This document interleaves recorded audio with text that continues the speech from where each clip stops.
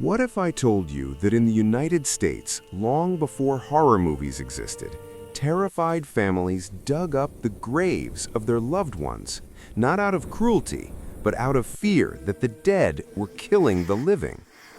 In the late 18th and early 19th centuries, rural New England was gripped by a strange and very real terror.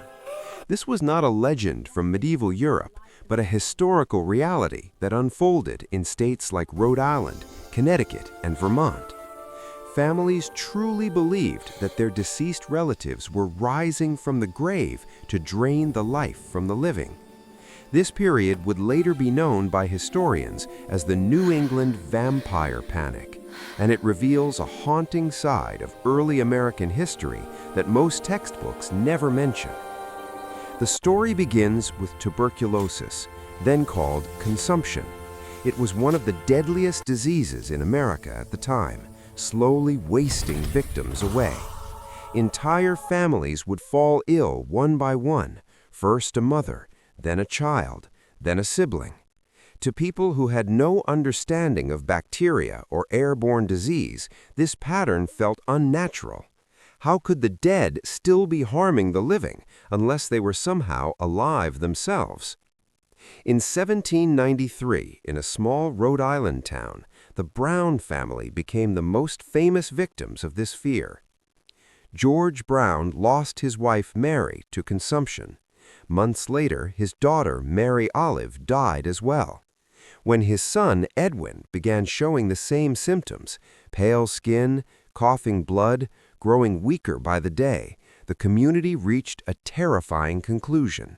One of the dead family members must be a vampire, feeding on Edwin's life force. With local approval, the bodies were exhumed.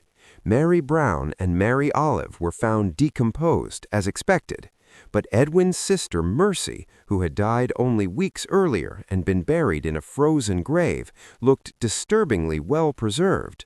Her organs still contained liquid blood, a completely natural effect of cold temperatures, but to the villagers it was undeniable. Proof. Mercy was declared a vampire. In a ritual meant to save Edwin, Mercy's heart and liver were removed and burned. The ashes were mixed into a tonic and given to Edwin to drink. It was believed this would break the vampire's hold. Tragically, Edwin died shortly after, proving the ritual useless, but the belief persisted across New England for decades. These were not isolated incidents. Similar exhumations happened in dozens of towns. Newspapers of the time reported them without ridicule, reflecting how normalized the fear had become.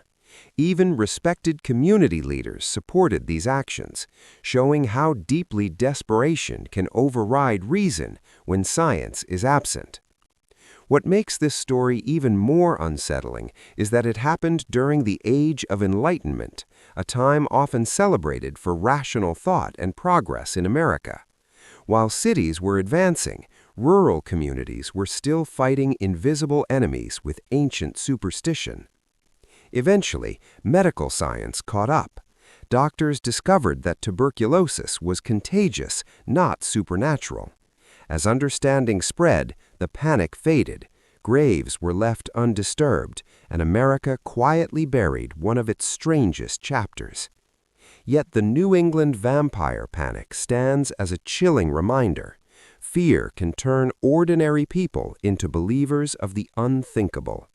In moments of crisis, even a nation built on reason and liberty once looked to the dead for answers and found only tragedy buried beneath the soil.